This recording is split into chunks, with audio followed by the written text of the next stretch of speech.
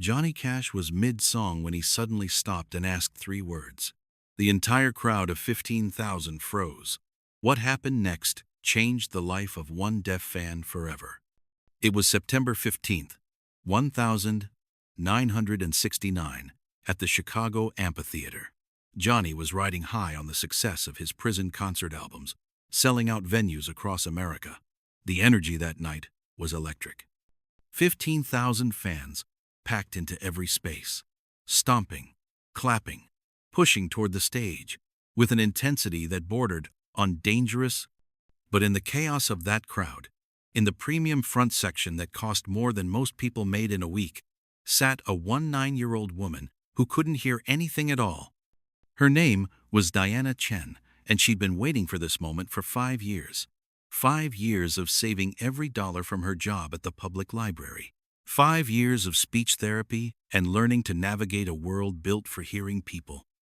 5 years of dreaming about experiencing Johnny Cash in person, feeling the vibrations of his music, reading his lips as he sang the words she'd memorized from album covers. Diana had been completely deaf since she was 14. A severe illness with complications had stolen her hearing in a matter of weeks.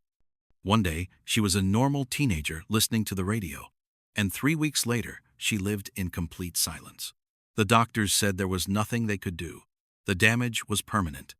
Diana's mother, Margaret, said they'd find new ways to experience the world, but those first months were devastating. Diana withdrew from school, stopped seeing friends, spent days crying in her room. The world had become a lonely, frightening place where she couldn't understand anyone unless they faced her directly. But Diana knew one thing with absolute certainty. Johnny Cash's music had been the last thing she'd heard before the silence took over, and his lyrics had given her strength through the adjustment. She'd read his lyrics like poetry, remembering the deep rumble of his voice, the emotion in every word. Before she lost her hearing, she'd fallen asleep to I Walk the Line. She'd memorized every word of A Boy Named Sue, every pause, every inflection. When she felt isolated in the silent world, Man in Black reminded her that someone cared about people who were different, who didn't fit in. So when her mother surprised her with front section tickets for her 19th birthday, tickets that cost nearly $150 that Margaret had saved for months to afford, Diana was overwhelmed. Front section. She'd be close enough to see his face clearly, to read his lips, to feel the vibrations through the floor.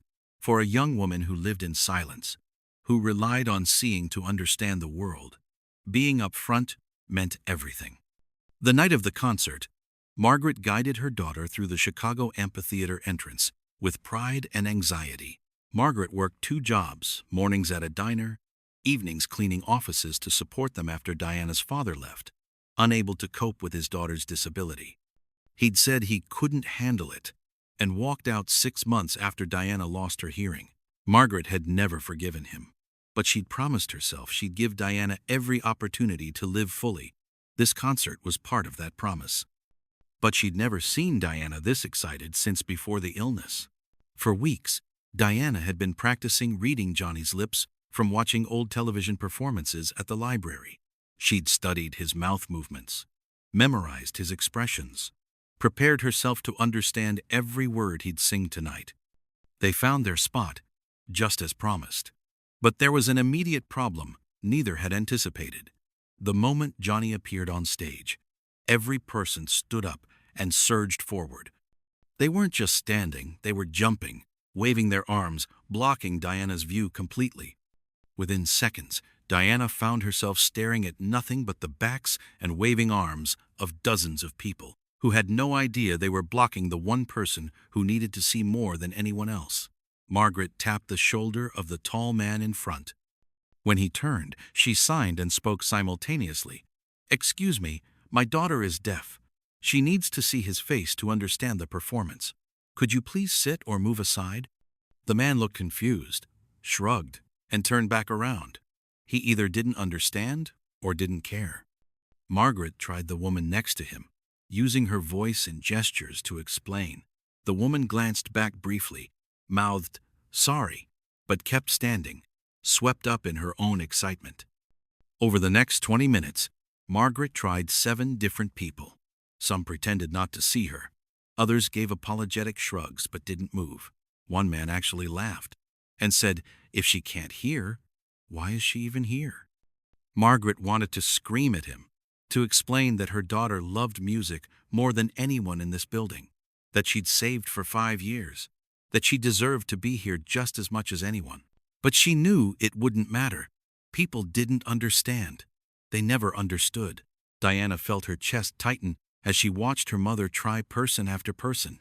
She'd learned to read lips since losing her hearing, had become incredibly skilled at it. She'd practiced for hours every day, watching people's mouths, learning to distinguish between similar sounds, training herself to understand, even with accents and poor lighting. But she couldn't read lips, she couldn't see. And now, after saving for 5 years, after memorizing every Johnny Cash song by reading the lyrics over and over, after paying $150 they could barely afford, she was trapped behind a wall of bodies, unable to access the one sense that could connect her to the performance. She placed her hand on the floor, hoping to at least feel the vibrations strongly, but even that was muted by the carpet and the constant movement of feet around her. She could feel vibrations through the floor when the crowd stomped. She could feel the bass rumbling through her body.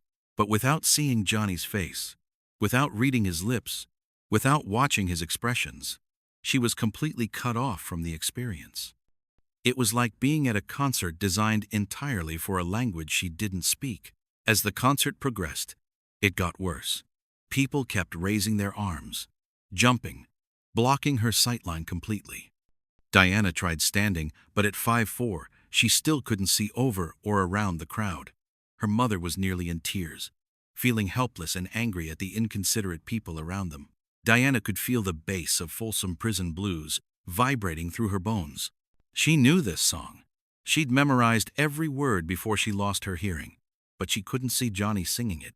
She couldn't read his lips. She couldn't see the passion on his face. She might as well have been miles away instead of in the front section. That's when something remarkable happened. Johnny was mid-verse when he noticed something in the front section. A young woman sitting while everyone stood. A woman looking desperate, frustrated, tears running down her face. An older woman beside her trying to get people's attention, making gestures he recognized sign language. Johnny had learned a little sign language years ago when he'd visited a school for deaf children in Tennessee. He'd never forgotten that visit, never forgotten how those kids had taught him that music wasn't just for ears, it was for hearts and souls too. And now he saw a young woman who needed to see him, who needed access to the performance, and was being blocked by a crowd too selfish to notice. Johnny Cash stopped singing. Not a gradual wind down, but a complete stop mid-phrase. The Tennessee Three, confused, stopped when Johnny walked away from the microphone toward the stage edge. The crowd began to quiet, confused about why Johnny had stopped. Johnny stood at the stage edge, looking directly at Diana. He saw her face, saw the frustration and sadness. He saw her mother's protective stance. Then he did something nobody expected. He pointed at Diana and asked 3 words. "Can she hear?" 3 words. That's all it took. The people in front of Diana turned around for the first time. They looked at the young woman they'd been blocking. They saw her face. They saw her mother signing frantically, desperately. Then someone near them said loudly, "She's deaf. She needs to see his face." The realization rippled through the section like a shockwave. People began turning to their neighbors, explaining. The message spreading. "She's deaf. She can't hear anything. She reads lips. We've been blocking her this whole time." The shame was visible on faces throughout the front section. Some people started crying. Others covered their mouths in horror at their own thoughtlessness. A man near the front, the same one who'd laughed earlier, looked like he wanted to disappear into the floor. The crowd understood. They'd been so focused on their own experience that they'd completely blocked someone who depended entirely on seeing to experience the concert. The amphitheater went silent. Not excited silence, but uncomfortable silence of collective shame. Johnny made a gesture, a simple, clear motion with his hand, pointing to Diana and then to the stage. Then he spoke slowly and clearly, knowing she might be able to read his lips if she could see him. Bring her up here." Security immediately moved to Diana's position. The crowd parted completely. People stepped aside, many with tears in their eyes, suddenly understanding what they'd done. Diana's hands were shaking as she realized what was happening. Her mother squeezed her hand and signed, "He wants you on stage." The security team carefully guided Diana through the crowd and helped her onto the stage. The crowd watched in complete silence, and you could feel everything shift. When Diana was on stage, Johnny walked up to her. He moved slowly, deliberately, making sure she could see his face clearly. He pointed to himself and then made a simple gesture, placing his hand over his heart. Then he pointed to a spot at the side of the stage and looked at her questioningly, his eyebrows raised. Diana understood. She nodded, tears streaming down her face. Johnny positioned Diana at the perfect spot on stage, where she could see his face clearly, where she had an unobstructed view of everything. Then he walked back to his microphone. He spoke slowly and clearly, knowing that Diana and others who might be reading lips in the audience needed to see his words. "This is my friend Diana. Diana can't hear the music, but that doesn't mean she can't experience it. She needs to see my face. She needs to feel the vibrations. She needs to be part of this, just like everyone else." He paused, making sure everyone understood. We get so caught up in our own experience that we forget some people experience the world differently. Some people need to see instead of hear. Some people need accommodation, not obstacles. And it's our job to make sure everyone can be part of this. The amphitheater erupted in applause, respectful, moved, transformed. Johnny turned to Diana. He made a simple gesture, pointing to her and then making a questioning expression. "What song?" Diana's mother had moved to the side of the stage too. She signed to Diana, and Diana signed back. Margaret called out, "I walk the line." Johnny smiled and gave Diana a thumbs up. What happened next became legend. Johnny sang "I Walk the Line" while positioned where Diana could see his face perfectly. He sang slowly, clearly, making sure she could read every word on his lips. He exaggerated his expressions so she could feel the emotion even without sound. And 15,000 people sang along quietly, respectfully. Diana watched his face the entire time, reading every word, seeing every emotion. Tears ran down her face as she experienced Johnny Cash in a way she'd dreamed about for 5 years. She could feel the vibrations through the stage floor. She could see the passion on his face. She was finally, truly, part of it. When the song ended, Johnny walked over to Diana. He put his hand over his heart and bowed slightly to her. Then, he turned to the audience. He spoke clearly, slowly. "Diana reminded me that music isn't just sound. It's feeling. It's connection. It's making sure everyone has access to the experience, no matter how they experience it." Johnny finished the concert with Diana on stage. He made sure she could always see his face. Between songs, he'd glance at her, making sure she was okay, making sure she felt included. After the show, Johnny spent 30 minutes with Diana and Margaret backstage. He learned some basic sign language from them. Thank you, music, friend, beautiful, powerful. He practiced the signs carefully, wanting to get them right.